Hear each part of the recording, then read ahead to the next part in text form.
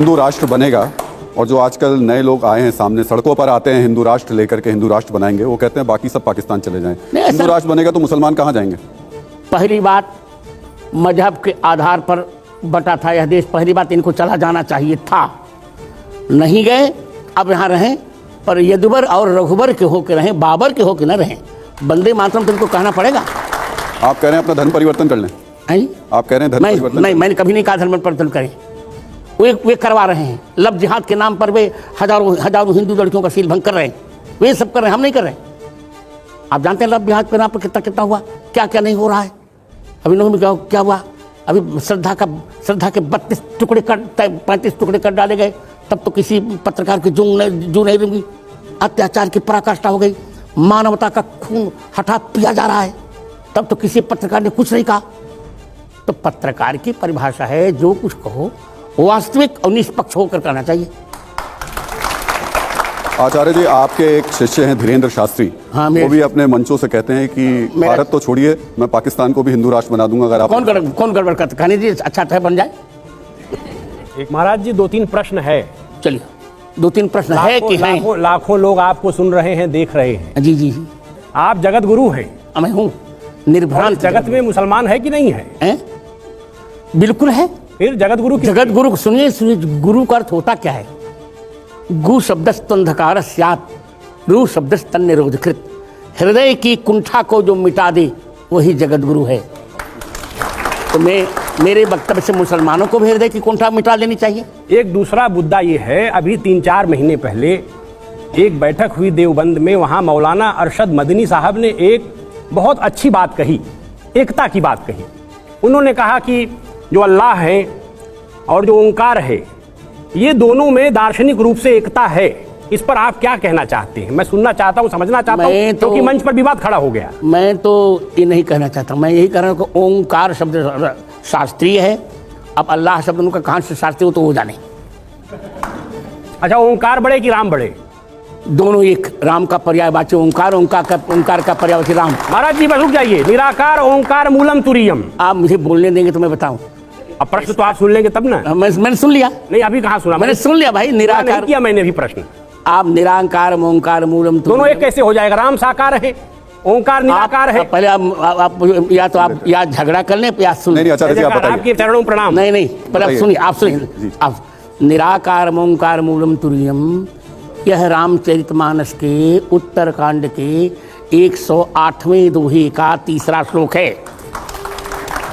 निराकार का अर्थ होता क्या है? राकेश जी पहले संस्कृत पढ़ के आइए। जहाँ निषेध होता है वहाँ अ लगता है या तो अन लगता है। जैसे न उचित को अनुचित कहते हैं। क्या आपने न उचित को निरुचित कभी सुना है क्या? यदि सुना हो तो बताइए। न उचित को निरुचित सुना है आपने? कि न आवश्यक को निरावश्यक सुना है आपने? तो यदि न आवश्यक को निरावश्यक नहीं सुना है, न उचित को निरुचित नहीं सुना है, तो न आकार को निराकार नहीं कहा जा सकता। निराकार का अर्थ होता है निर्गता आकार यस्मात्, जिनसे सभी आकार निकले हैं उसे निराकार कहते हैं। आपने मैं बहुत आत्मविश्वास से कर रहा हूँ राकेश जी, बहुत पढ़ा लिखा व्यक्ति हूँ मैं। आचार्य जी सुनिए, जरा मैं एक वाक्य बोलूं। जी बिल्कुल। यदि अनाकार शब्द आपने कहीं सुना हो ईश्वर के लिए, तो मैं आपके सामने त्रिदंड फेंक दूंगा अपना। आचार्य जी, आपने जितने अच्छे तरीके से बताया, सनातन धर्म की व्याख्या की, हिंदू राष्ट्र के बारे में बताया, दिक्कत इस देश में ये हो गई है कि नूह जैसी घटनाएं जब होती हैं और सड़कों पर जय श्री राम के नारे लगाते हुए जो लड़के निकलते हैं, वो इन परिभाषाओं को नहीं जानते हैं। वो सिर्फ इतना जानते हैं कि हिंदू राष्ट्र होगा, जय श्री राम का नारा लगाएंगे और दूसरे मजहब के दुकानें जला देंगे, ऐसा नहीं होगा। ऐसे उन्माद को नहीं सहन किया जाए। मेरा वक्तव्य कोई ध्यान से सुने। मैं तो कहा करता हूँ कि मैंने कभी चमत्कार को नमस्कार नहीं किया, प्रतिभा का सम्मान करता हूँ। तो मेरे प्रतिभा संपन्न वक्तव्यों को लोग सुने और सुन करके शास्त्रीय व्याख्याएं समझें। मैं संतों से भी कहूँगा कि संतों को बहुत पढ़ना चाहिए। आज सब कुछ हो रहा है पर संत पढ़ नहीं रहा है। स्वामी नहीं, एक मैं आ रहा हूं एक बार, क्योंकि एक ये जो बार बार बात होती है हिंदू राष्ट्र की, अब अलग से हिंदू राष्ट्र बनाने जाएंगे क्या? और दूसरा उससे भी ऊपर है, आपके नाम में भी लगा हुआ है राम भद्राचार्य जी। हम लोग भी अवध के लोग हैं, राम ही राम सब जानते हैं। और क्या कहें? और राम राज्य की जब कल्पना करते हैं तो 2 चौपाई की लाइन है, दैहिक दैविक भौतिक तापा, राम राज नहीं काहू व्यापा। और उसके आगे भी है कि सब नर करहीं परस्पर प्रीति, चलहीं स्वधर्म निरत श्रुति नीति। ये आपको दिख रहा है क्या? कैसे हो? पूरा दिख रहा है। यही स्वधर्म है, हिंदुत्व ही स्वधर्म है, जो हिमालय के समान स्थिर हो। सुनिए, मुझे बोलने दिया जाए।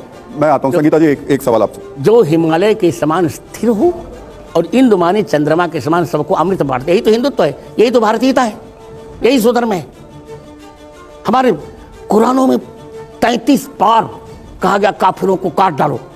हमारे यहाँ कहा गया वसुधैव कुटुम्बकम मा हिंसा सर्वभूतानि, किसी की हिंसा मत करो। ये क्यों नहीं देखते आप? हमारा स्वधर्म यही है।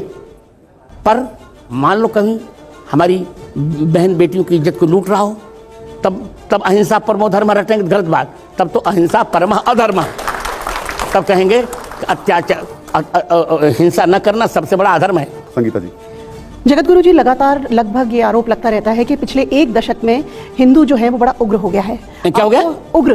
बिल्कुल उग्र नहीं हुआ। आप लगातार नहीं, अपने अधिकार को बेटी, अपने अधिकार को मांगना उग्रता नहीं है। नहीं, मेरा अपने अधिकार को मांगना उग्रता नहीं है। याचना नहीं, अब रण होगा, संग्राम महाभीषण होगा। अपने अधिकार को मांगना उग्रता नहीं है। अपने अधिकार को ना मांगना यही नपुंसकता है। हाँ, हिंदू अब थोड़ा हिंदू में पौरुष जग गया, उग्र नहीं हुआ। आचार्य जी, मैं थोड़ा सा सवाल हो सकता है आपको अजीब लगे, लेकिन स्थिति ये है कि कोई अजीब लगता ही नहीं। अगर हिंदू ऐसे जग गया है तो उधर वाले कहते हैं कि हम सरतन से जुदा कर देंगे। वो भी अपने धर्म को लेकर उतने ही उत्तेजित नजर आते हैं। जो कुछ होगा तब निर्णय होने दीजिए हमारा, उनका क्या करें। तो फिर देश में कैसे होगा? कानून चलेगा या यही कानून वालों को चाहिए कि उनको भी समझाएं। लव जिहाद पर क्यों नहीं रोक लगा रहा है कानून? क्यों हिंदू लड़कियों को फंसाया जा रहा है? क्यों ऐसा कुछ नहीं? हमको तो सिखाया जाता है कि आप सहनशील बनो, उनको कोई कुछ नहीं कहता। दोनों को हम स्वीकार कर, इसे हम चाह रहे हैं।